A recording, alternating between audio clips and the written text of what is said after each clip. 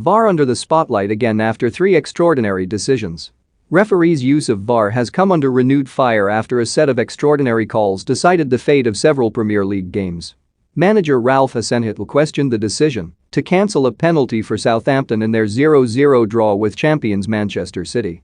Gary Lineker said the official John Moss was definitely wrong to reverse the spot kick and a red card for Kyle Walker in the same incident.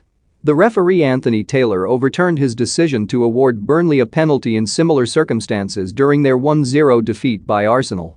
Taylor felt the goalkeeper Aaron Ramsdale's challenge on substitute Matic Vydra was legitimate after reviewing it on the pitchside screen.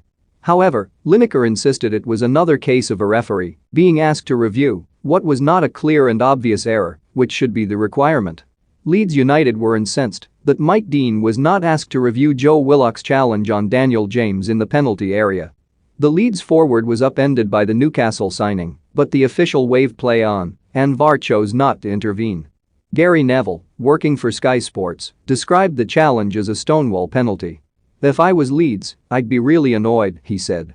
The Premier League's use of VAR had gone relatively smoothly this season after a tumultuous introduction in the previous campaign. Lineker, however, the match of the day host, was baffled by events once Adam Armstrong was brought down in the City area at the Etihad Stadium.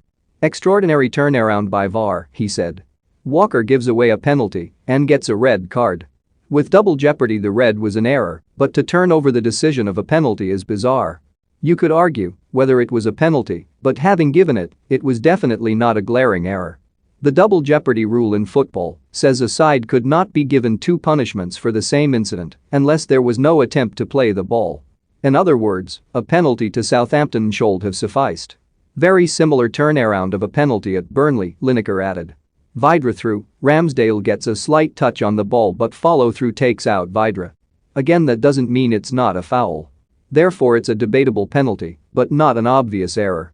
Hasenhüttl could have claimed a famous scalp over the champions had the penalty stood.